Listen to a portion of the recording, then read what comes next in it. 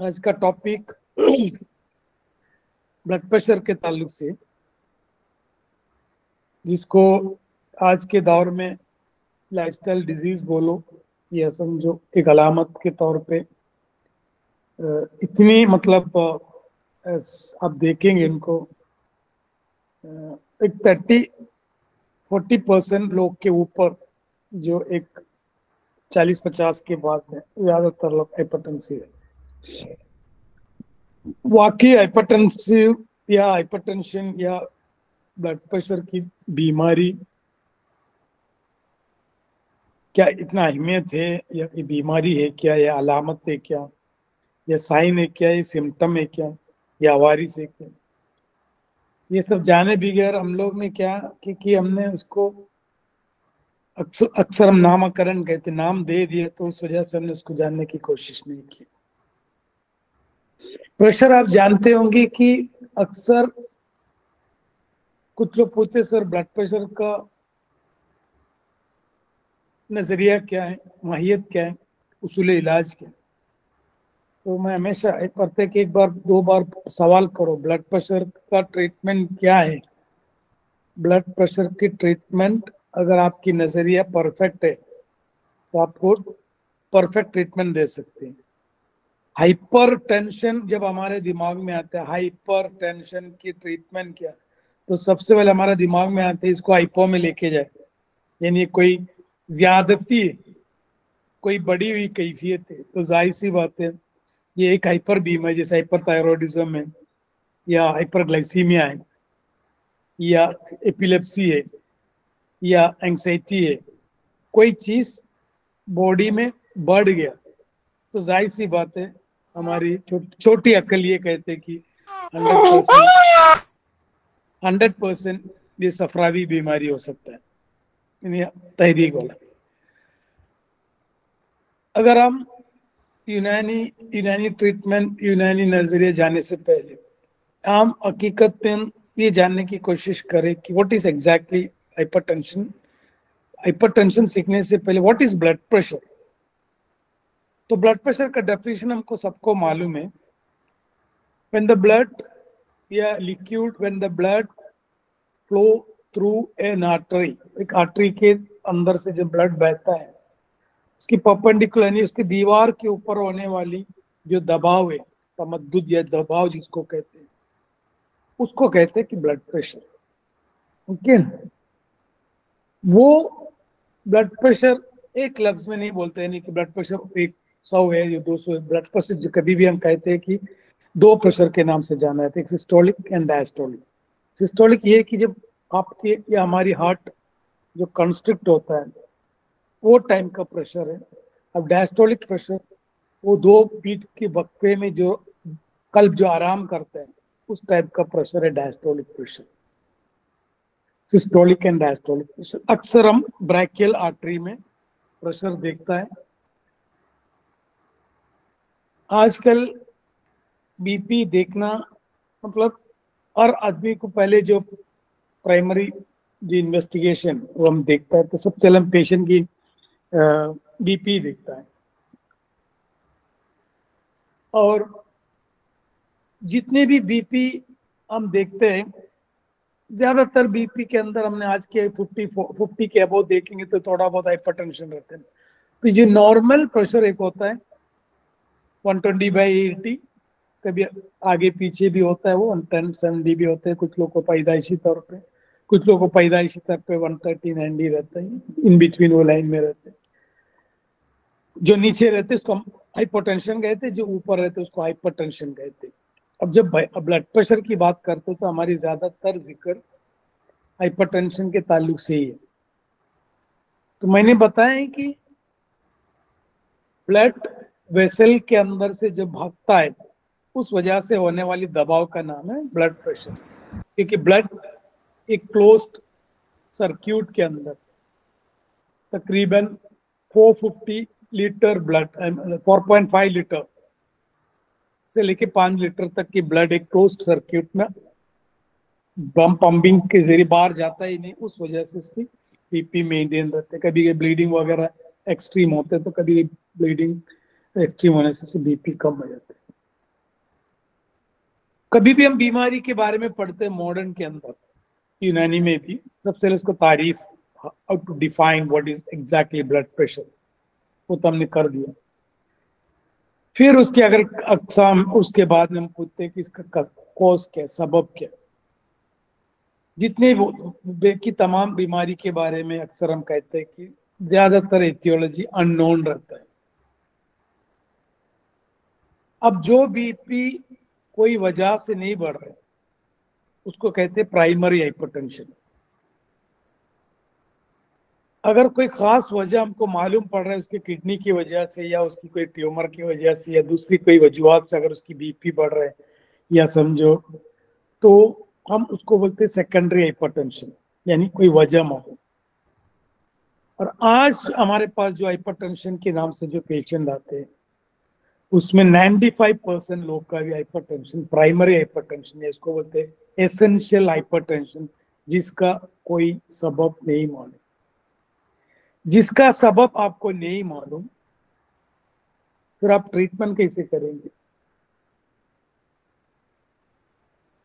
अगर कई जगह पे फसाद हुआ, कोई झगड़ा हुआ किसी से, अगर आप झगड़े की सबब नहीं मालूम तो आप भी उनके साथ झगड़ा करना पड़ेंगे, उनको मार पीट के भगाना पड़ेंगे, फिर जब वक्त मिलेंगे, टाइम मिलेंगे, वापस उनकी झगड़ा शुरू करेंगे। या आप क्या करेंगे, मसल पावर के जरिए दो जन आपस में लड़ रहे हैं उसको अलहदा करेंगे, पकड़ के इधर उधर लेके जाएंगे, या उसको डराएंगे, धमकाएंगे, या पुलिस को बुलाएंगे या पब्लिक को बुला के उसको मार पीट के या वो हिसाब से उसको दोनों को भगा देंगे। ये है नॉर्मल तरीका मॉडर्न का। क्योंकि मॉडर्न का क्या, हमारा भी वही रहेंगे। जब आपको आपस में किस वजह से प्रॉब्लम हुआ, सुलह करना नहीं आता है, मुखालिफत की जगह उसके मुसालिहत कैसे करना है, वो मुसालियत की जगह हम भी मुखालिफत का काम करेंगे, मारपीट करके भगा देंगे। अब एसेंशियल हाइपरटेंशन आपको मालूम नहीं क्यों इसकी बीपी बढ़ रहे थे। छोटे से बच्चे आपसे एक सवाल कर रहे हैं, सर आपको मालूम नहीं कि बीपी क्यों बढ़ रहे, तो आप इसका इलाज कैसे करेंगे? अगर किसी एक अच्छे तकवे वाले बच्चे भी अगर पूछे तो हम जवाब क्या देंगे? आपको नहीं मालूम बीपी कैसे बढ़ रहे, फिर आप बीपी की दवा कैसे दे रहे? तो इस एसेंशियल हाइपरटेंशन की वजह से किसी को मालूम नहीं, तो कभी कभी अच्छे अच्छे कंसल्टेंट 3 4 5 दवा देता है, केसी ब्लॉकर्स, बीटा ब्लॉकर्स, वो ब्ला ब्ला ब्ला, कुछ आएंगी, कुछ टेंशन की गोली भी दे देते हैं, कुछ लाइसिस भी दे देते हैं, कुछ कार्डियक का भी दवा, 5 6 दवा दे देते। किस लिए देते वो? बीपी कम होने के लिए नहीं, बीपी की वजह से आगे जाके कुछ प्रॉब्लम तो ना हो जाए, ब्रेन में इमरेज ना हो जाए, पैरालिसिस ना हो जाए, बीपी के लिए नहीं, बीपी से होने वाली प्रॉब्लम के लिए। अब एसेंशियल हाइपरटेंशन आपको नहीं मालूम क्यों हो रहा है, फिर आप कैसे इलाज करें? एक सवाल वहां सर पे है, तलवार कैसे लटकी, कोई तकवा वाला आदमी ने पूछे, सर आपने तो इतने साल से, आप इतने साल से मेरा बीपी का इलाज कर रहे हैं, अभी आपको कुछ पता चला मेरा बीपी क्यों बढ़ा? पुराने जमाने में बीपी अपैरेटस का इस्तेमाल बहुत कम होता था, डॉक्टर भी कम होता था। अभी कंपाउंडर भी, हर आदमी अपने अपने घर में बीपी अपैरेटस बना के रखी, इसके क्या नाम उसका, मेर्कुरी का भी है और इलेक्ट्रॉनिक का भी। तो अपने आपको सुबह शाम जैसे खून चेक करते, सुबह चेक किया टेंशन आया, दोपहर में चेक किया टेंशन आए, 3 बार चेक करते दिन में शुगर, और 3 बार टेंशन लेते। तो मैं उनको बोलते साल में 1 बार चेक करो, साल में 1 ही बार टेंशन आएंगी, साल में 1 ही बार शुगर आएगी। सेम चीज आजकल सुबह 1 बार खाना खा के बीपी चेक करने वाले बहुत सारे पेशेंट को मुझे मालूम है। घर से निकलने के टाइम पे चेक करते, बीवी से बात करने के बाद में या बात शुरू करने से पहले भी बीपी चेक कर, यार आजकल बहुत टेंशन चल रहा है, बीपी बढ़ते रहे। बीपी और टेंशन कोई हिसाब से कनेक्टेड नहीं। ये हम भी कभी कभी बोल देते हैं, डॉक्टर टेंशन की वजह से तुम्हारा टेंशन की वजह से अगर बीपी बढ़ता है तो बीपी का डेफिनेशन चेंज करना पड़ेगा। जो तारीफ हमने पढ़ा, when the blood flow through, फिर टेंशन से अगर आपकी ब्लड फ्लो बढ़ रहे हैं तो फिर अच्छा है ना, हमेशा टेंशन लो तो ब्लड फ्लो हर जगह पहुंचेगी। टेंशन से ब्लड फ्लो थोड़ी बढ़ता है, आपकी बीट बढ़ सकती है, आपकी डर डर में थोड़ा बहुत बहने की जो रफ्तार से ज्यादा बार बार अगर डर से अगर हार्ट ज्यादा पंप कर रहे हैं, वो उसकी फास्ट होने से बीपी बढ़ना जरूरी नहीं। बीपी जब तक दबाव इस तरफ नहीं आता तभी बीपी नहीं बढ़ता। तो बीपी सब लोग देखते हैं, इसलिए बहुत सारे बीपी की पेशेंट आ गए इस दुनिया में, वरना इतना बीपी की पेशेंट नहीं था। जैसे शुगर का चेकअप इतना बढ़ गया इसलिए इतना शुगर का मरीज हो गया। इसलिए मैं मजाक में कहते हैं ज्यादातर इमरजेंसी जहाँ अनवांटेड लेबोरेटरी सब रेस्ट्रिक्ट करो, सिर्फ अस्पताल में लेबोरेटरी रखो तो बीमारी भी कम हो जाएगी। अब यहाँ हमने डेफिनेशन परफेक्ट जाने, उसकी सबक नहीं मालूम। 95% अच्छे अच्छे लोग बीपी की दवा खाते, जिंदगी भर खाते रहो, बोलते जिंदगी भर छोड़ना नहीं। क्यों? तो ज्यादातर मैंने बीपी के लिए एक फॉर्मूला आजमाया, जो सर ये मैं छोड़ सकता है क्या? तो मैं पूछता हूँ कि इससे फायदा है क्या तुमको? नहीं, फायदा कुछ नहीं। बीपी कभी सर दुखता है, वो भी हमेशा याद, मेरा चक्कर आता है बीपी बढ़ने से। ये एक मिथ है, एक वहम है। बीपी कम होने से चक्कर आते ज्यादातर। 70-60 के अगर डायस्टोलिक आ गया तो उठने बैठने में चक्कर आता है। बीपी बढ़ के सिस्टोलिक अगर समझो 200 के ऊपर गया, या समझो सिस्टोलिक 100 के ऊपर गया, तभी भी पेशेंट इतना कभी उसको मालूम नहीं पड़ता, डॉक्टर चेक करने का उनको मालूम पड़ता है। गिडीनेस होते हैं कभी कभी, सर भारी होता है, वो भी बहुत ही समझो 5 to 10% लोग, वरना जब तक डॉक्टर चेक नहीं करते उनको मालूम नहीं पड़ता बीपी है। सर बीपी, हाँ बहुत बीपी है।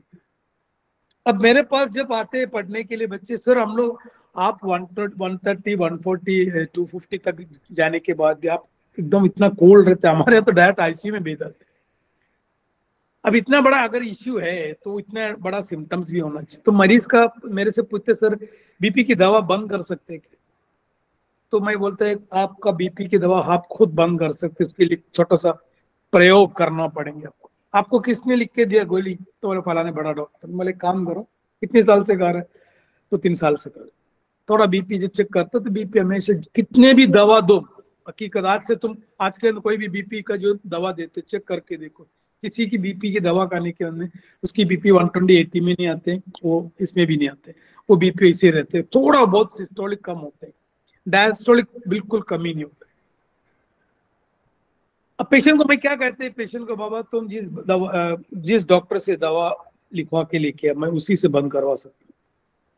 एक काम करो, जब तुम्हारे जो डॉक्टर के पास जाते एक हफ्ता या 15 दिन बिल्कुल गोली की दवा मत खाओ, और तुम्हारा कंसल्टेंट के पास से जाके बोले सर मैं आपने जो दवा दिया मैं बराबर खा रहा, सर जरा बीपी चेक कर ले। कोई डॉक्टर ऐसा करेंगे तो उसको 140-90 या समझो 150-95 अंडर तक ना, छोटा सा है बीपी है, लेकिन मैं जो दवा दी वो चालू है ना, वो चालू है बोले तो उसको चलने दो, जबकि वो दवा नहीं खा रहा। 1 महीने के बाद में तुम आज ये करा के देखना मरीज को बोल के, हम तो डॉक्टर है तो मरीज, ये मैं मरीज को ही बोलता हूँ, डॉक्टर को भी बोल के नहीं देता मैं आइडिया। फिर क्या करे, नेक्स्ट वीक दवा प्रॉपर खाने का। तो बोलना सर मैं थोड़ा बिजी था, 15 दिन से दवा नहीं खाया, सर बीपी चेक करो। सर सेम बीपी रहेंगे, लेकिन वो डॉक्टर इतना चिल्लाएंगे पागल है क्या, सेरिब्रल हिमोरेज जाएंगे, पैरालिसिस होएंगे, घर पे पड़े रहेंगे और चिल्लाएंगे और 2-3 एक्स्ट्रा दवा और कैट डाल दें, जबकि वो दवा प्रॉपर खा के गया। डॉक्टर को बोला सर 1 महीने से दवा नहीं खाई, वही सेम बीपी वो टाइम पे भी रहता है। एक बड़ा साइकोलॉजी है इसके पीछे। मैं ये कहने का मतलब ये नहीं कि तू बीपी की दवा मत खाओ तुम्हारे दिमाग की आर्टरी फटने, तो ये नहीं बोल रहा मैं, एक चीज बता रहा आज के हिसाब से, वो एक बैकग्राउंड बता रहा हूँ मैं बीपी की इलाज में क्या है। अब आपको मालूम है एसेंशियल हाइपरटेंशन है, वो आप अगर ट्रीट कर भी रहे तो जितनी दवा अगर आपको मालूम है तो एक ही दवा देना चाहिए। नींद की गोली से नींद नहीं आ रहा तो 4-4 गोली क्यों दे रहे? तो आपको अगर प्रेशर कंट्रोल करना है तो एक ही दवा काफी, तो फिर लाइसिस दे रहे हैं, फिर ये तो सब कॉम्प्लिकेशन के लिए ज्यादा दवा देते हैं। अब आपको इसकी प्रॉब्लम क्या है, सेरिब्रल हेमरेज हो सकता है, किडनी पे असर जोर पड़ सकता है, किडनी हो सकते हैं, सेरिब्रल हेमरेज यानी कार्डियक इश्यूज, 3-4 कॉम्प्लिकेशन की वजह से ही दुनिया प्रॉपर उसको दवा इस्तेमाल करते हैं। भले खाना नहीं खाएंगे लेकिन बीपी की दवा खाएंगे, क्योंकि या तो पैरालिसिस या अटैक या किडनी फेल, ये 3 चीज की वजह से वो दवा खाते। उसको बीपी से उनको कोई साइन एंड सिम्टम या कोई प्रॉब्लम भी नहीं रहती। अब वो गुस्से से बीपी बढ़ना, टेंशन से बीपी, जो बोलते हैं ना बाल गिर रहा है सर, बहुत टेंशन से बाल गिरते हैं, टेंशन से अगर बाल गिर रहा है तो फिर बाल का नजरिया पैथोफिजियोलॉजी चेंज करना पड़ना, जितना आप टेंशन लेंगे उतना आपका बाल गिरेंगे, या जितना आपका टेंशन कम लेंगे तो आपका बाल उतना उगेंगे, वो सब चेंज करना पड़ेगा physiology and pathology. Same BP को भी आपको बदलना पड़ेगा। तो ये आप देखते होंगे तो आपके पास मॉडर्न में जितना आप ट्रीटमेंट करते हैं बीपी मेंटेन रखता है, बीपी लो है।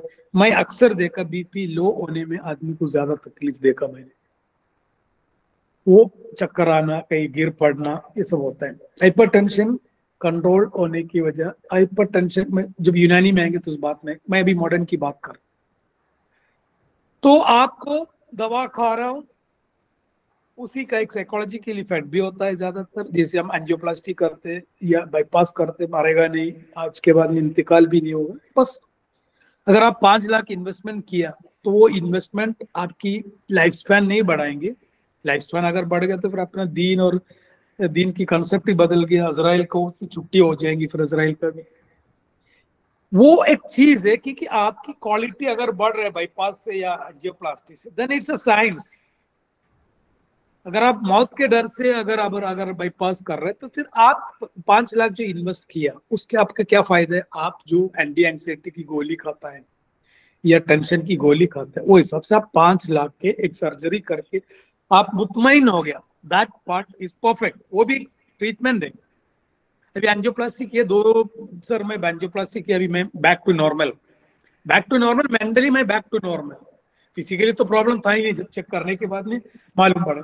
सेम चीज जब आप ब्लड प्रेशर को बात करेंगे, ब्लड प्रेशर सिम्टोमेटिकली किसी को तकलीफ नहीं होते, बट इन केस कोई वैसोडायलेटर जैसी दवा आप खा रहे हैं, जैसे कोई कार्डियोलॉजी में या कोई कुछ लोग जो एंजेना वगैरह में जो वैसोडायलेटर आप इस्तेमाल करेंगे तो आपको सरदर्द शुरू हो जाती है। वो वैसोडायलेटेशन अगर करके दिया थोड़ा बीपी कम हो सकता है, वैसोडायलेटर, क्योंकि वॉल्यूम स्पेस थोड़ा ज्यादा मिल गया तो वॉल्यूम थोड़ा सा कम रिलेटिवली, यानी खून की वॉल्यूम कम नहीं हो लेकिन स्पेस को हमने बढ़ाया वैसोडायलेटर के जरिए, एक तरीका। और लाइसिक्स जो देता है, जब कम डायलिसिस का इफेक्ट होता है तो आपकी ब्लड वॉल्यूम तो थोड़ा सा वाटर कंटेंट कम होने के उसकी वजह से बीपी थोड़ा कंट्रोल में। ये 2 इफेक्टिव मेथड है बीपी को कंट्रोल करने में मॉडर्न के हिसाब से। अब बाकी कैल्शियम चैनल ब्लॉकर ये हर पेशेंट के ऊपर असर नहीं करते, याद रखिए। मैं ये नहीं बोला ये सब कोई काम कर, ये हर पेशेंट के ऊपर ही काम नहीं करते। एक 10-20% लोग के ऊपर हाइपरटेंशन की दवा काम करते, उसकी वजह मॉडर्न में नहीं, उसका जवाब नहीं दे सकते, लेकिन हम यूनानी में उसका परफेक्टली दे सकते। अब यही है what is hypertension, what is tension यानी प्रेशर, व्हाट इज, फिर हमने उसको तकसीम किया, नॉर्मल हाइपरटेंशन पे थोड़ा बढ़ गया तो मॉर्बिड हाइपरटेंशन, सेकेंडरी, प्राइमरी, उसका तो तकसीम भी किया। बहुत बड़ा इतना बेस्ट सिस्टोलिक 200 के पर गया तो मॉर्बिड, या समझो सेकेंडरी, टर्शरी तकसीम किया। ट्रीटमेंट यही है, अलामत कुछ नहीं है, कॉम्प्लिकेशन फ्यूचर में है, राइट नो कॉम्प्लिकेशन नहीं है, आगे जाके कुछ भी हो सकता है, राइट नो कोई कॉम्प्लिकेशन नहीं। This is all about hypertension. आपको उसका कोई फंडा सीखने की जरूरत नहीं, और एमआर आपको सिखाएंगे क्या देने का, क्यों देना, कितने देना, बस खलास। when you come to यूनानी कंसेप्ट के जरिए जब आप बात करते कि हमारी बीपी का डेफिनेशन सेम है, बीमारी की डेफिनेशन बदलता नहीं है ना। अभी हम अंजेना व्हेन यू, अब जब चलता फिरता है तो when you get some sort of problem in the chest, वही चीज यूनानी में भी है ना, कि यूनानी का डेफिनेशन मॉडर्न का डेफिनेशन अलग नहीं, नजरिया माहियत अलग रहेंगे, डेफिनेशन तो सबका एक ही। एपिलेप्सी से एपिलेप्सी, मॉडर्न में भी एपिलेप्सी, यूनानी में भी, मॉडर्न वाले में एपिलेप्सी, यूनानी में एपिलेप्सी नहीं, ऐसा थोड़ी, सब एपिलेप्सी है, फिक्स ही है, तो सब बीमारी एक ही ऐसी। अब यूनानी में पुराने जमाने में बीपी देखने की कोई आला ही नहीं था, वो कभी ब्लड प्रेशर हाथ रखे तो हमको मालूम पड़ते नब्ज मुमतली, भरा हुआ पल्स है, यानी एकदम वॉल्यूमेटिक, ऐसा ऐसा पल्स ऐसा हाथ में लग रहा है, भूम भूम ऐसा। This is what is called नब्ज मुमतली, ऐसा एकदम जोर से पकड़।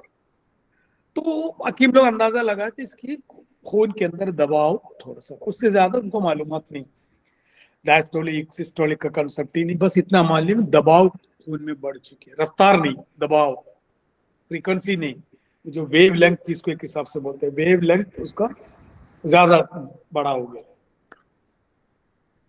अब यूनानी में फिशारुद्दम, ज़गतुद्दम से नाम से ज्यादा जगह पे उसका डिस्क्रिप्शन है ही नहीं।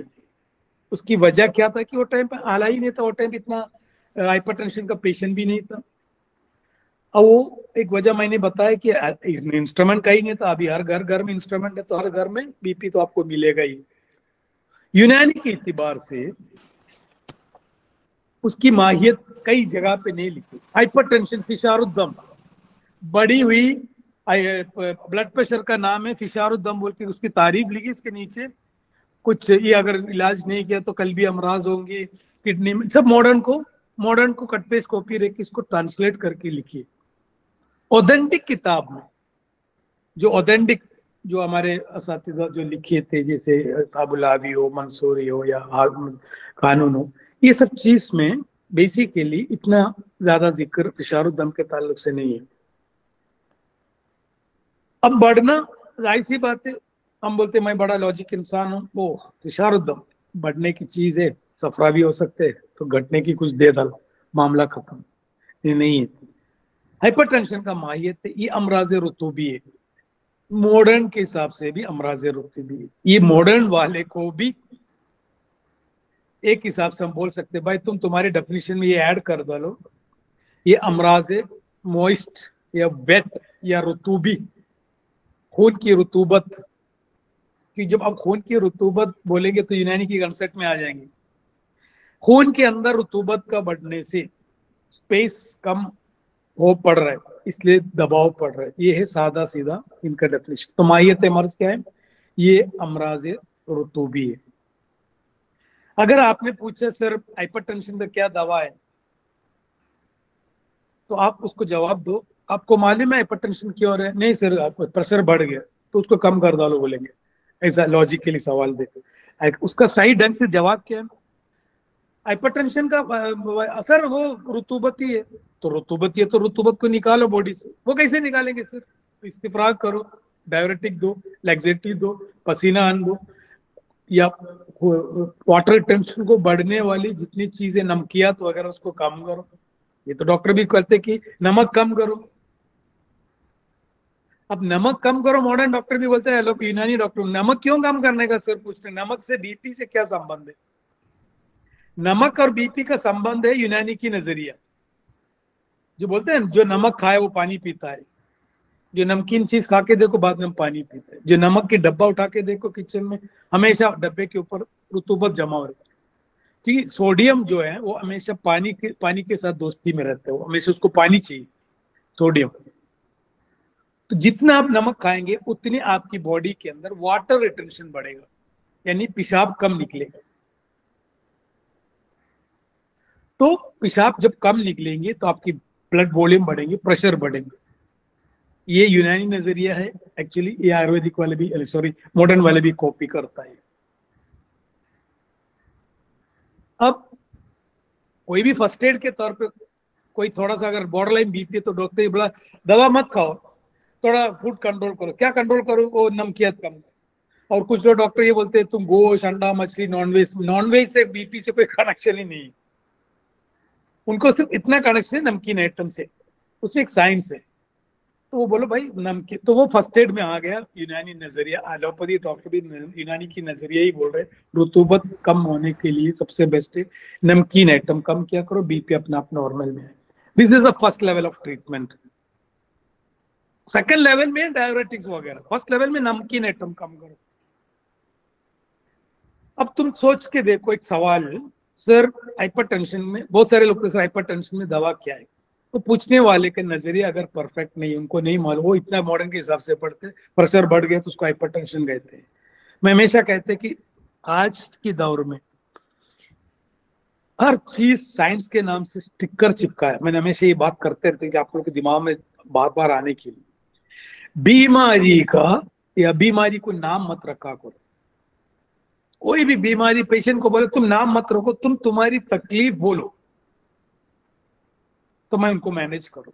हाइपरटेंशन की दवा है कि एक डॉक्टर अगर पूछ रहे बीओमस डॉक्टर तो और एक बार पढ़ के आओ, बोले कि उसकी डेफिनेशन जाके कुलियात नफीसी में या समझो कुलियात नफीसी छोड़ो मॉडर्न में सर वो प्रेशर जो बढ़ता क्यों वॉल्यूम जाके फिजिक्स पढ़ो, बोले सर वो pressure when the blood flow through the exert the pressure, फिर जाके बोले तो फिजिक्स पढ़ के आओ प्रेशर कैसे बढ़ता है, बॉयल स्लो पढ़ के आओ। बोले जब बॉयल स्लो पढ़ के आएंगे उमूर तबियत जिसको कहते हैं तबियत, ये तबिया होना चाहिए, फिजिक्स के आधार पर हमारा सिस्टम चलता है इंसान की बदन का, फिर केमिस्ट्री आता है।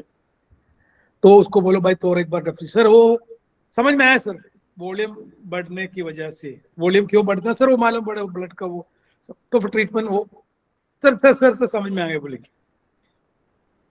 इसीलिए अभी बार बार कभी भी ग्रुप में सवाल पूछते तो सवाल का जवाब सर ब्लड प्रेशर का तुम्हें कट करके कुछ भी लिख के दे, सर ब्लड प्रेशर का यूनानी में दवा क्या है तो सबको मालूम मुसक्किनात देते, ये तो ट्रीटमेंट भी नहीं। अगर मैं बोला तुमको सुकून लो या समझो उसका फिशार ये दवा दो, ये दवा दे बोलेगा तो दवा किस वजह से दे रहे मरीज को मालूम होना चाहिए ना, ये डॉक्टर को भी। तो ये अमराज है, रुतूबी है, माहियत है।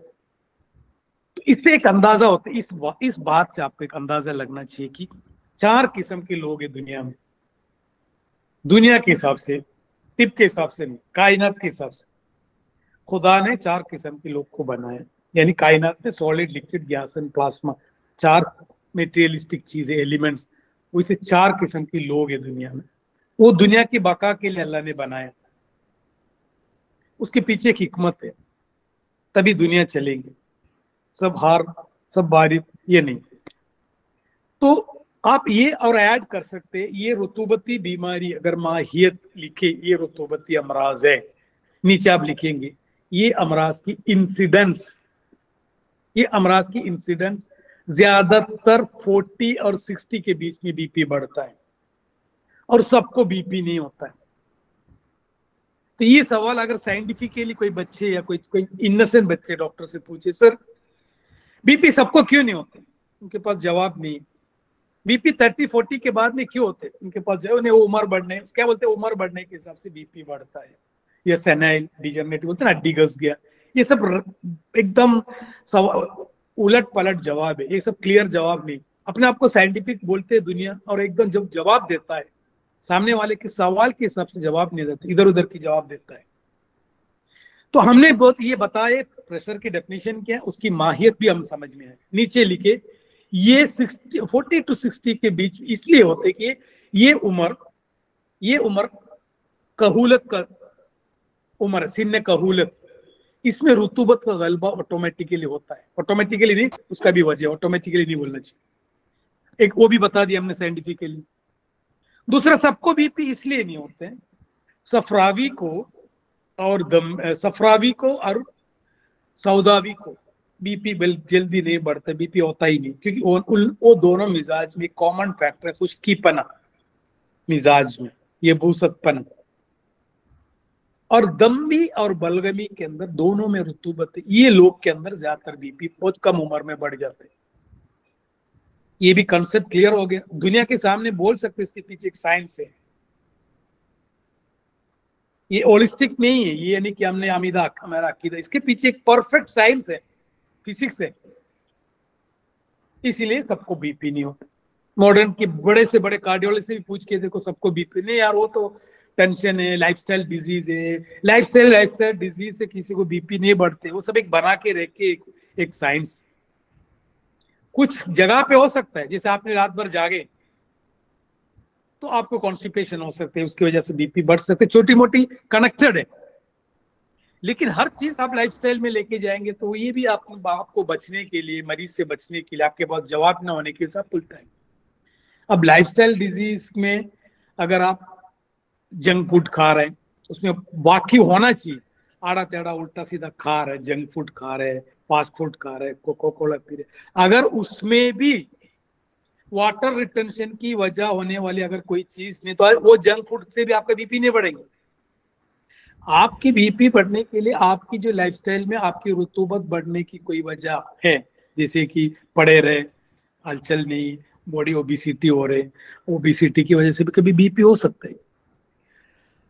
अब ये जरूरी ये कि ये दो ग्रुप है, बलगमी एंड दम्बी में, दोनों के अंदर ही ज्यादातर बीपी देखने को मिलता है, और बहुत ही कम बीपी मिलता है किसमें, सौदावी और सफरावी में। अब नेक्स्ट बात गौर से सुनो, दम्बी और बलगमी को हमेशा पैदाइशी हमेशा बीपी हाई रहता है, तुम कितने भी दवा दो बीपी के ऊपर असर नहीं करेंगे। थोड़ा बहुत 10-20 आप दवा खा रहे हैं उसके हिसाब से सिस्टोलिक एक 10-15 बढ़ेंगे, लेकिन 100% उनकी बीपी जिंदगी में कभी 120/80 में नहीं आएंगे, क्योंकि पैदाइशी है। और इनका बीपी कितने भी बढ़ने दो, कभी 250 तक मेरे पास पेशेंट है, systolic you won't believe, diastolic 110 120, patient को सर दर्द बोल के, पेशेंट को पाल्पिटेशन, कोई चीज नहीं, because they are बलगमी and dummy. उनके अंदर उनकी प्रॉब्लम सिम्टम्स इसीलिए नहीं होते कि उनके अंदर रुतूबत की वजह से ब्लड वेसल को फैलने की सलाहियत ज्यादा है, इलास्टिसिटी ज्यादा है। जबकि सफरा को और सौदा को जरा भी डायस्टोलिक बीपी 10-100 के ऊपर गया तो आके बताएंगे सर पे थोड़ा भारीपना लग रहा है, सर दुख रहा है, सर दुख रहा है। इसीलिए हमेशा याद रखने का, सबसे ज्यादा रिस्क फैक्टर जिसको बीपी बिल्कुल नहीं रहता है, उसको अगर बीपी बढ़ गया तो उसकी किडनी जा सकता है, उसके सेरिब्रल हिमरेज हो सकते हैं, उसके कार्डियक इश्यूज हो सकते हैं। कितने भी आप सर्वे करके देखो, जो भी फालिज का केसेस आते हैं, पैरालिसिस का या कोई भी, ज्यादातर केसेस की प्रीवियस हिस्ट्री रहता ही नहीं, यानी कि वो कोई हाइपरटेंसिव था ही नहीं, न शुगर था, एकदम एक्सरसाइज करता था, एकदम सिस्टमैटिक चलने वाले आदमी, अचानक पैरालिसिस हो, there is no any previous past history, कोई केस नहीं। और जो हिस्ट्री वाले हैं वो दुनिया में चल रहा है हाइपरटेंशन लेके, तो उनके लिए हमने जवाब क्या देते, वो दवा पे, वो दवा खा रहे इसलिए उसको कुछ नहीं। ये जो लोग इज वेरी रिस्की है। सफरा को और सौदा को तुम्हारी नस फटने की चांसेस ज्यादा, जरा भी बीपी अगर बढ़ गई you have to manage properly, वो पैरालिसिस या स्ट्रोक होने का चांसेस ज्यादा है सिर्फ सफरा और सौदा को। और बलगम को सिम्टम बिल्कुल नहीं रहते, इसकी वजह है बलगम और दम्मी के अंदर, उसके अंदर इलास्टिसिटी कम। और एथेरोस्क्लेरोसिस की वजह से जो बीपी बढ़ता है, एथेरोस्क्लेरोसिस, वो हम वोलियन नहीं बढ़ रहे, स्पेस कम हो गया, एथेरोस्क्लेरोसिस की वजह से भी बीपी बढ़ता है। जैसे ज्यादा आपने फैटी फूड, मैंने बताया ना, जंक फूड जैसे फैटी फूड खाने से भी सबको एथेरोस्क्लेरोसिस नहीं होते, ये एथेरोस्क्लेरोसिस भी ज्यादातर सफरा और सौदा को होता है, क्योंकि खुश्की की वजह से मुंजमद होते हैं। जो बलगमी दम्मी कितने भी खाते हो कभी, उनके अंदर एथेरोस्क्लेरोसिस इश्यूज बहुत कम मिलते हैं और ये प्रॉब्लम भी बहुत कम होती है। तो ये दिमाग में रखा करो, पेशेंट को जो डराते हैं तुम लोग या हम लोग, हर चीज में पेशेंट को मत डराया करो, डराने वाले को डराओ, भाई तुम सफरावी है, बीपी आई, अचानक ऊपर आना, अचानक नीचे आना, इट्स वेरी डेंजर। बाकी जो हमेशा बीपी में रहते हैं उनको इतना डेंजर नहीं है। तो याद रखो, रुतूबत को मैनेज करना सीखने से आपकी बीपी आप कंट्रोल कर सकते हैं। अब एक हो गया डेफिनेशन, अकसाम भी हो गए, बेहतरीन अकसाम, 4 किस्म में से 2 अकसाम ही है इसके अंदर, एक खुश्की को उन लोग को कम होते हैं रिस्मी दर्द, और ज्यादातर मैंने देखी कि सौदावी और सफरावी में ज्यादातर लो डायस्टोलिक बीपी मिलता है हमेशा। सफरा के अंदर हमेशा बीपी लो रहते, चक्कर आके गिरते सफरावी औरतें, कभी मिलता भी नहीं, 40 के नीचे आके ऐसा कोलैप्स होकर गिर जाते। हम लोग उधर भी सोचते सफरा को तो बीपी बढ़ना चाहिए, सफरा का हर जगह पे बढ़ाने, सफरा रिक्कत खून काम करता है, रिक्कत खून को पतला कर डालते, उससे भी बीपी कम हो जाता है। तो हमेशा सौदा के अंदर और सफरा के अंदर लो बीपी की अलामत मिलेगी। और डायस्टोलिक के ऊपर ध्यान दिया करो, सिस्टोलिक के ऊपर ज्यादा ध्यान मत दो। डायस्टोलिक के डायरेक्ट हार्ट के हालात को आपको इंफॉर्मेशन देते। डायस्टोलिक अगर समझो 90, 95, 100 तक यू कैन मैनेज, 100, 110 डायस्टोलिक अगर। और एक चीज पॉइंट याद रखा करो, highly fluctuating BP and highly fluctuating sugar is so bad. So bad in the sense वो आपके लिए या हमारे लिए नुकसानदेह। अचानक बॉडी कभी भी अपने आप को एडजस्ट नहीं कर सकती, को तो तबीयत मनात या मुदब्बिर बदन जो एक साथ बढ़ गए एक साथ घट, वो सभी अल्लाह ने इंतजाम रखा है। कभी कभी तकलीफ में आ जाती है। तो बीपी किसको इलाज करना है, किसको नेगलेक्ट करना, नेगलेक्ट करके उसको छोड़ो मत। मैं जब मरीज को सर बीपी की गोली बंद करना है क्या, तो अगर वो डरता है बीपी की गोली बंद करने से, उसको बीपी की गोली बंद मत करो, क्योंकि वो साइकोलॉजिकल इफेक्ट से वो जी रहा है, दवा से नहीं। अगर आपने बंद सर बंद कर सकते क्या, ऐसा डर से नहीं, बंद नहीं, बिल्कुल नहीं करना। मेरे से आके बस सर मैं बंद करूँ क्या, सर मैं फिर क्यों दवा करूँ, जबरदस्ती दवा कर, मैं फेंकू क्या दवा, मतलब फेंक डालू। वह पेशेंट की मेंटल, वो उसकी पर्सनालिटी, उसकी एटीट्यूड, उसकी उसकी सोच क्या है, वो देखना जरूरी है, वरना तुम्हारे ऊपर इल्जाम लगाएंगे। अगर समझो गोली बंद किया, अचानक दूसरी कोई वजह से स्ट्रोक आ गया, कुछ अलग अलग डिजीज आ गया, तो बोला वो यूनानी डॉक्टर ने बोले सब नहीं खाने का, हमने छोड़ दिए थे बोले, और घर वाले भी परेशान रहते दवा को। तो पेशेंट कन्विंस्ड है तभी उसको ग्रेजुअली या आपको आपकी दवा स्टार्ट करना है या मॉडर्न बंद करना, ये सब आपकी हिकमत के ऊपर है। मैं बहुत सारे लोग को सर मैं बीपी का दवा तो नहीं छोड़ सकता, बीपी का दवा बिल्कुल छोड़ना भी नहीं बोला, दुनिया में कोई भी बोल छोड़ना, वो बोल के मैंने उनको रख देते। अब ट्रीटमेंट पार्ट में जब आता है, जितने भी मार्केट में दवा अवेलेबल है, अंदर दो, रक्स हो, बेलवी हो, अरमस हो, अलीगढ़ तिबिया को, सब जगह पे हाइपरटेंशन का दवा है। क्या है वो, या तो इक्सिर शिफा, तिरियाके फिशर, असरोफिन, ओके असरोफिन जो हकीम अजमल खान की रिसर्च के तरह से बने असरोफिन, सुकून, कुर्समुसक्किन, बहुत सारी जगह ये दवा इस्तेमाल करते। मैं ज्यादातर सुकून को या कुर्समुसक्किन को साइकोलॉजिकली पेशेंट को इस्तेमाल करते, नाम में ही सुकून है।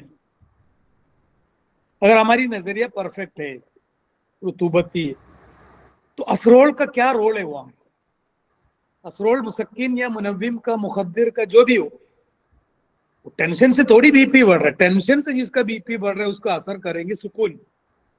एंग्जाइटी से, बेचैनी से अगर उसको कुछ प्रॉब्लम हो रहा है, तब वो चीज को कंट्रोल कर सकते हैं सुकून। इसलिए सुकून भी हर आदमी को काम नहीं करता, उसकी जगह अर्के बादियान, अर्के जीरा, पेशाब वाला काम करते। कभी सनाई से बीपी कम होते, सफूफ किसमिसी से बीपी कम होता है। फिर अभी हम हकीम बन चुकी, अभी हम हकीम बन चुकी, अभी नहीं हम आड़ा टेढ़ा सिम्टम। तो सुकून आप दे रहे, सुकून से 50-60 लोग की बीपी कम होते हैं, 60-70%। क्यों? 70% लोग को बीपी रहता है, नहीं एंग्जाइटी स्ट्रेस रहता है, और बीपी की वजह से होने वाली सरदर्द जो भी हो, वैसोडायलेटेशन, वो उससे आराम मिलता है। अब रावल्फिया सरपेंडेना, असरोल जिसको छोटी छंद कहते हैं, वो डालते थोड़ा सा, उसमें काली मिर्ची डाल देते हैं और उसमें थोड़ा लेला जर्द वगैरह डाल के गोली बन गया। हर आदमी यही बना था। इसमें भी बेहिसाब दवा की, इसमें आयुर्वेदिक में भी सेम कंटेंट है, होम्योपैथी वाले भी इसी के एक्सट्रैक्ट और कंटेंट इस्तेमाल। हमको यहाँ देखना है कि एक चीज बीपी, उसका मिजाज क्या है, बीपी उसको तकलीफ दे रहा है क्या, और क्या रजीम, क्या इसको ट्रीटमेंट इसको स्टार्ट करो। तो यहाँ भी आप हमेशा याद रखो, डायूरेसिस से ट्रीटमेंट स्टार्ट किया करो। सबसे पहले नमकियात को कम करो, पापड़ अचार वगैरह बंद किया करो, और ये सीने कहूलत में वो चेंज नहीं कर सकते। बहुत सारे लोग का बीपी देखना 60 के बाद में बीपी बढ़ता है, नहीं दवा खाओ या ना, क्योंकि उस सीने शेखोखत में चले, खुशकीपन, वहां तुमको पेशेंट की ब्लड वेसल सब सख्त हो गए, सलाबत आ गई, इस वजह से बीपी बढ़, वहां तुम मगजियात दो, लुजूजत दो, तो उसका बीपी कम हो सकती है। अगर उसको डायरेटिक देंगे तुम, ये एज वाले लोग को 60 के बाद में, उसको चक्कर आएंगे, उसको क्रैम्प्स आएंगे, उसकी हाथ पैर में झगड़न हो जाएंगी, मसल के अंदर स्पैज्म होंगे अगर डायरेटिक्स अगर देंगे, कि उसकी वाटर रिटेंशन, ऑलरेडी इसके अंदर वाटर है नहीं, तैलील हो चुकी है, खुश्क हो चुकी है। मजीद तुम अगर उस मरीज को डायरेटिक देंगे, प्रॉब्लम आएंगे, उसको सोडियम पोटेशियम प्रॉब्लम होंगी, सोडियम पोटेशियम पंपिंग, उसके चक्कर आना, बहुत सारे इश्यूज होते हैं इसके। जबकि 40 to 60 में हर औरत और आदमी मोटे होते हैं, खामा खाम बिगर खाए पिए, ओबीस, रतूबी, दलदल एडिमेटस बॉडी रहती है, उसमें तुम डायग्नोसिस इस्तेमाल करो, लैक्सेटिव भी इस्तेमाल करो, परगेटिव भी इस्तेमाल करो, कोई प्रॉब्लम नहीं। अब इस एज ग्रुप में आपको मैनेज करने के लिए, रुतूबत का निकालने के लिए उसको एक्सरसाइज बता सकते हैं, स्वेटिंग, उसकी योगा, नमाज, ये सब चीज के ऊपर ध्यान दो, क्योंकि 10 to 20% उसको ये लगना चाहिए कि मैं थोड़ा रिलैक्स हूँ और मेरी बीपी नहीं बढ़ेगी। ये भी एक इलाज है, एक रिलैक्सेशन के लिए। मैं अक्सर कहते कि जो हम नमाज पढ़ता है, मुसलमान में सब लोग पढ़ता है, जाहिर से नमाज पढ़ने से किसी से पूछ के देखो आपको क्या मिला, किसी को कुछ मिलता नहीं, मरने के बाद में मिलेंगे, तब हम इबादत कर, सब तमाम इबादत का हमारा अकीदा ये है, ज्यादातर, सबकी बात नहीं कर रहा हूं मैं, 99% लोग का भी है, इबादत इसलिए करते आखिरत के लिए कुछ लेके जाओ। इबादत अगर सही ढंग से करेंगे, वो इबादत का फायदा इस दुनिया में भी मिलेंगे। अगर नहीं मिल रहे, वो इबादत सही नहीं। तुम नमाज पढ़ के आके बहुत टेंशन में हूँ बोल रहे किसी को, नमाज पढ़ के मस्जिद से अस्सलाम वालेकुम, कैसे नहीं यार आज को बहुत टेंशन। अरे भाई नमाज पढ़ के उतर के आ रहे, अल्लाह से बातें करके आ रहे, फिर अल्लाह के ऊपर तुमको भरोसा भी नहीं, फिर काहे को नमाज पढ़े तुम? इससे तो जाके थोड़ा एक पैक मार के आए होते शराब खाने में, कम से कम वक्ती तौर पे तो खुश रहा होता है ना, थोड़ा सा शराब पी ले रहे थे तो थोड़ा आराम मिला होता कम से कम। तो अरे भाई बहुत मस्त है आजकल, मैं काय का टेंशन, काय का टेंशन, कम से कम फायदा तो मिले। अब नमाज भी पढ़ रहे हैं, सब पढ़ रहे हैं, बोला वो सब बाद में कैसे मिलेंगे भाई? तुम बोलते हिंदू लोग पुनर्जन्म में विश्वास करते, अगले सबसे ज्यादा पुनर्जन्म में हम ही तो विश्वास करते भाई, कुछ भी करो उसका असर तुमको बाद में मिलेंगे। अरे भाई मैं तुमको मार रहा हूँ, आप बोल रहे हैं आपकी दर्द ध्यान होंगे, आखिरत में आपको दर्द होंगे। अल्लाह ताला ने कोई इंतजाम रखे आपको, इस दुनिया में भी जन्नत है, जन्नत बनाओ, जहन्नम बना के रखे हमने, तो क्या है, ट्रीटमेंट भी वैसे है। ट्रीटमेंट अगर फायदा मिल रहा है तो होना चाहिए, आगे जाके मुझे फायदा मिलेगी इसलिए मैं गोली खा रहा हूँ। ये ज्यादातर आजकल ट्रीटमेंट का मेथड ये भी हो गया, जैसे हम नमाज पढ़ते आखिरत में मिलेंगे। अरे भाई नमाज यही तुमको असर मिलना चाहिए, सलाम फेरते ही, फेरने को दिल नहीं करना चाहिए, ये सलाम ऐसा फेरते ककार नमाज हो गया, ऐसा लगता है कुछ काम करके छोड़ दिया, नमाज हो गया भाई, मेरा हो गया, मेरा हो गया, तुम्हारा नहीं हुआ। अरे यार मतलब कोई इबादत की असर एक एक एक रत्ती भर भी हमको हमारी इबादत को इस दुनिया में नहीं मिलेंगी, तो इबादत इबादत ही नहीं। जिसे नमाज पढ़ के आ रहे, कोई बेनमाजी को देखे तो हम लोग कितने घीन से देखते उसके चेहरे में, हमारी एटीट्यूड बदल गया, हमारा आना बढ़ गया नमाज से, मैं अच्छा इंसान हूँ, मैं अच्छे इंसान हूँ, ये सब शराबी लफंगे लोग हैं, क्या हाल है इन लोग का, ऐसा ऐसी नजर से देखते हम लोग बेनमाजी को। नमाज से क्या फायदा है? ये सोच बदलने के लिए हम नमाज को गए भाई, बेचारा अल्लाह उनको भी हमारे मेरे इससे बनाए, आज ये तो कल उससे जरा गले मिलो, भले वो शराब पिए ना पिए, तो दूर रहते उससे, नहीं भरे शराबी। अरे यार तुम नमाज पढ़ के आए, तुम्हारे अंदर वो क्वालिटी नहीं आए, फिर जैसे दवा तुम खाता है जिंदगी भर खाते रहते हैं, डॉक्टर से पूछ के देखो कुछ फायदा, फायदा इधर की जरूरत नहीं, तुम खाते रहो, नमाज पढ़ते रहो, बस बाद में फायदा। नमाज का क्या है, हर हर हर इबादत फौरन फौरन उसके असर होना चाहिए, वरना याद रखो वो इबादत सही नहीं है। ये मेरे डेफिनेशन है, अभी तुम लोग इसमें मौलाना लोग भी है, बहुत सारे आमिल आलिम लोग भी है। मेरे डेफिनेशन ये है कि जैसे एज एन हकीम अगर दवा काम कर रहा है तो मैं ये बोलूंगा ये दवा खाओ, 15 साल के अंदर आपको फायदा मिलेंगी, या 15 साल में आपको होने वाले नुकसान से आपको बचा सकते सॉरी, उसका एक लिमिट है। तो आज ना, तो दवा आप इस्तेमाल कर रहे, फौरन रिजल्ट चाहिए। सिम्टम्स, बीमारी की सिम्टम्स अगर नहीं है तो सिम्टमलेस बीमारी बहुत सारी, वो हम वो हिसाब से हम दवा थोड़ी छोड़ सकते, उसका भी हम देखना पड़ेगा। तो ज्यादातर आपको डेफिनेशन से आपको मालूम होना चाहिए हाइपरटेंशन को सीरियस लेना, कहाँ लेना है, किस मिजाज में लेना है, क्या दवा देना है, कौन सी कॉम्प्लिकेशन हो सकते हैं इसके अंदर। आजकल आप देखते हैं वेरिकोस बहुत कॉमन हो चुकी है, लाइफस्टाइल डिजीज के अंदर डाल सकते इसको भी, कंटिन्यूस खड़े रहने से। पहले वेरिकोस इतना नहीं होता था। अब एक अंदाजा आप लगा सकते हैं कि पुराने जमाने में प्रेगनेंसी के टाइम पे 8 मंथ 9 मंथ में औरतों की पूरी ताई के ऊपर नीचे काफ में सब एकदम छोटे छोटे ग्रीन ग्रीन छोटे और बड़े सब नस चढ़े। उसके बाद में डिलीवरी के बाद में सब नस चले जाते। आज डिलीवरी बोलते से फर्स्ट डिलीवरी में आया, उसके बाद में गया ही नहीं। ये भी एक रुतूबी अमराज है। रुतूबत के साथ साथ कंटिन्यूस खड़ा रहने से, खड़े रहते हैं ना औरतें फुल टाइम, जो फ्लैट वगैरह में रहते, जमीन पे तो बैठने की आदत, जो जमीन पे ज्यादा बैठते औरतें देहाती, उनमें ये बहुत कम पाए जाते। सेल्समैन, वॉचमैन, कंडक्टर, अम्बटर, पुलिस, मिलिट्री जो खड़े रहते हैं, इनके दबाव पड़ता है। तो बहुत सारे लोग को हमको देखने में उनकी ब्लड प्रेशर कम करने के लिए एक कुदरती तौर पे एक साइड इफेक्ट बोलो या एक गुड इफेक्ट बोलो, ये भी है वेरिकोस, ताकि थोड़ा वॉल्यूम जगह मिले, ताकि हार्ट को नुकसान ना हो। ये भी है वेरिकोस की वजह, वरना वेरिकोस इतना बढ़ने की जरूरत क्यों है? ये कुदरत कर रहे हैं ना। जैसे अभी कुछ लोग अटैक होने के बाद में, मेडिकल साइंस आजकल ये कहते हैं कि यंग एज में अटैक आ गए तो चले जाते। अगर अटैक या अंजेना मतलब 3-4 ब्लॉकेज अगर 70 के बाद में, तो अच्छे अच्छे डॉक्टर क्या कहते हैं कि there will be a chances of collateral circulation, नया नस खुल खुल के बनने की सलाहियत उस उम्र में बढ़ता है। इसलिए लेट एज में किसी को अटैक की वजह से डेथ कम होता है, जाता है अस्पताल, लेकिन डेथ बहुत कम होते हैं लेटर एज में। यंग एज में कार्डियक अरेस्ट एंड अटैक होते हैं।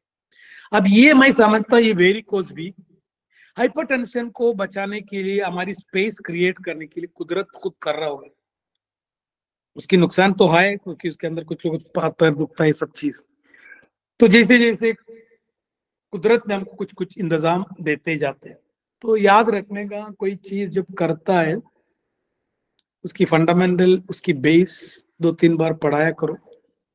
इलाज सब बाद में आ जाएंगे, सिर्फ how to manage hypertension manage बाद में करो, पहले व्हाट इज हाइपरटेंशन सीखो, तो मैनेजमेंट अपने आप आएंगे। अगर मैं आपको बोले रुतूबत की बीमारी है, तो खुद ब खुद आपकी जहन में आएंगे रुतूबत को कम करना, उसका मैनेजमेंट है। अब 1-2 to 3-5% एंग्जाइटी, नींद की कमी, ये सब वजह से, या कोई हार्मोनल हो सकते, वो सब सेकेंडरी में आ जाते हैं। सेकेंडरी हाइपरटेंशन में जो बोलते हैं ना, प्राइमरी उसमें वजह रहती है, किडनी की वजह से हो सकता है या दूसरा कोई आजा की वजह से हो सकती है, उसको बोलते हैं सेकेंडरी हाइपरटेंशन, जिसमें खास वजह आपको मालूम पड़ रहा है इसके बीपी इसलिए बढ़ रहा है, उस जगह पे आप ये किया करो।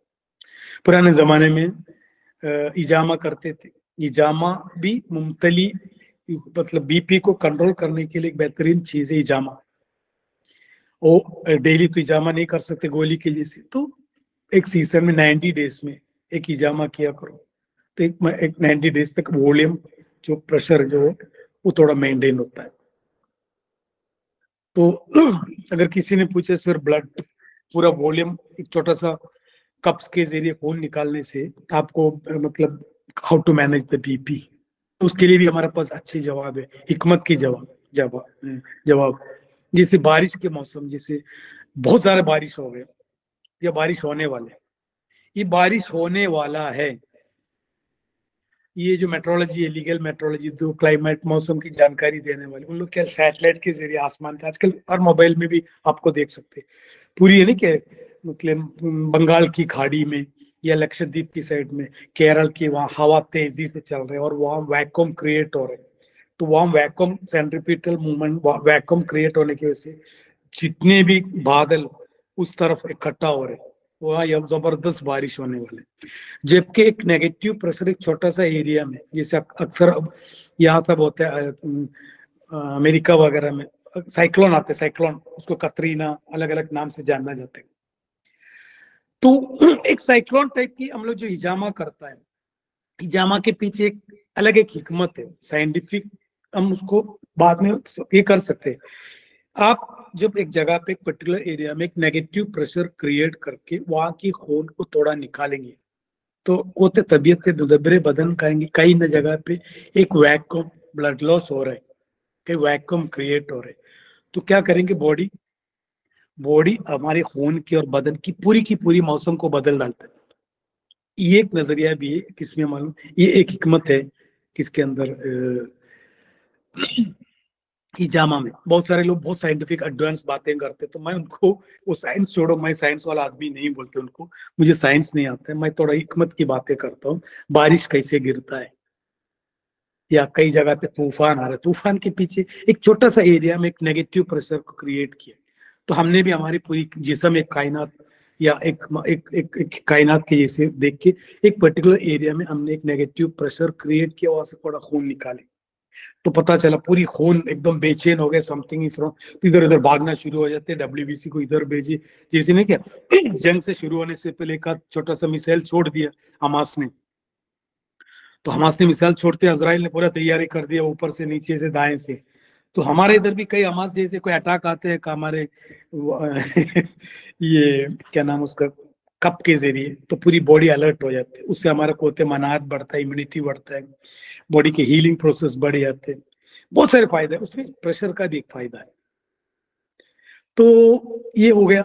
और दूसरा हाइपोटेंशन में अक्सर मैंने तकलीफें देखी, हाइपरटेंशन से ज्यादा, हाइपरटेंशन में हमेशा कहते हैं कि अपनी इबादत के जैसे बाद में मिलेंगे, बाद में ये आएंगे, वो हाइपोटेंशन ऐसा नहीं, वही के वही रिजल्ट आता है। हाइपोटेंशन आके कट करके गिरता है पेशेंट, कोलैप्स होके गिरता है, बीपी वो टाइम भी बीपी अपैरेटस है लेके भागे किधर अस्पताल, वहां पहुंचते बीपी नॉर्मल आ जाए, बीपी नहीं नॉर्मल है, फिर साइकी के बोलेंगे साइकेट्रिक, 10 मिनट भी नहीं उसके बीपी ऊपर आ जाते। तो सफरा में हमेशा, सौदा में हमेशा हाइपोटेंशन की वजह से बीपी लो वॉल्यूम होने के से गिरता है, वो वॉल्यूम कम नहीं हो रहा, वो वहां रिक्कत खून के, वो अक्सर जैसे नीचे झुक के ऐसा उठेंगे तो उनको चक्कर आएंगे, ये सब परफ्यूजन थोड़ा कम होते हैं, हार्ट की बीट भी बढ़ते हैं उसके अंदर, स्वेटिंग भी होते हैं टाइम पे, और वो टाइप के अंदर अक्सर आप देखते हैं हाइपोटेंशन में पसीना बहुत निकलता है, पसीना इस बहुत निकल रहा था, क्योंकि वो उसकी पसीना निकलने की वजह ये हो क्योंकि इसके अंदर ये जो मैं बता नहीं मैकेनिज्म अपनी बॉडी को हैंडल करने के लिए बीपी लो करके देखी, पसीना छुटा के देखी, ये सब चीजें एक डिफेंसिव मैकेनिज्म के एक सीक्वेंस है। ये सीक्वेंस अच्छे अच्छे कार्डियोलॉजिस्ट क्या आईसी के डॉक्टर को भी समझ में नहीं आते क्या हो रहा है बेसिकली। अगर आपको समझ में हाइपोटेंशन, तो हाइपोटेंशन मैनेज करना सीखो। 25% ये बीमारी भी आते हैं, 25 क्या 640, खासतौर से औरतों में। सर बहुत परेशान थे, आपकी दवा खाया, तो हम लोग क्या करते हैं, ज्यादातर लोग अब्बे अजराकी लिख के देते हैं, और कुछ लोग लिखते हैं अजराकी से बीपी बढ़ता है क्या, पूछते अजराकी से बीपी थोड़ी बढ़ता है, अगर बलगम की वजह से बीपी बढ़ता है तो अजराकी की वजह से बीपी बढ़ सकता है, क्योंकि अजराकी का मिजाज क्या गर्म है, या गर्म सर्दी की बात नहीं, या खुश्की और तरी की बीमारी है। ये हम लोग अक्सर मैं कहते कभी बीमारी के ताल्लुक से जब पढ़ता है आप पहले सोचा करो मफूल क्या बोल रहे हैं। ये बूसत एंड रुतूबत इंसान को तकलीफ देते, हरारत एंड बरूदत इतना तकलीफ नहीं देते, क्योंकि वो कैफियत में इस्तिहाला में काम कर रहे हैं, आपके ऊपर काम करता है ये बूसत एंड रुतूबत, इसका मैनेज करना आपने सीख लिया, बाजी जीत गया, तबीब बन गया, दुनिया का सबसे माहिर तबीब। ये खुश्की और रुतूबत को मैनेज करना अगर सीखा, सब कुछ सीख लिया आपने। तो यहाँ आप हाइपोटेंशन में मैनेजमेंट के लिए बेसिकली वाइसो कंस्ट्रिक्शन के थोड़ा सा सलाबत क्रिएट करना दवा अच्छा है, उसमें मशरूब आमला बीपी को बढ़ाएंगे, मतलब लो बीपी को, खमीरा मरवारीद, अब्बे मरवारीद, खमीरा मरवारीद खास, या जिसके अंदर अर्जुन छाल हो, ये सब चीज से मतलब ये हो सकता है। सो बीपी मैंने अक्सर बीपी लो खमीरा मरवारीद मशरूब आमला देता हूँ, कभी एक अजराकी देता है बेसर, लेकिन सफरा को मैनेज भी किया, सिकंजीबिन भी दिया, या समझो एंटी सफरा भी दिया, तो बीपी अब ऊपर आ जाते हैं। So this is like all about hypertension, कोई बड़ी बीमारी नहीं है, लेकिन उसको नेग्लेक्ट भी मत किया करो, क्योंकि साइकोलॉजिकली पूरी दुनिया उसके ऊपर बहुत इम्पैक्ट रखता है। तुम अगर नदी की ऑपोजिट तैरने की कोशिश करेंगे, थक जाएंगे, डूब जाएंगे।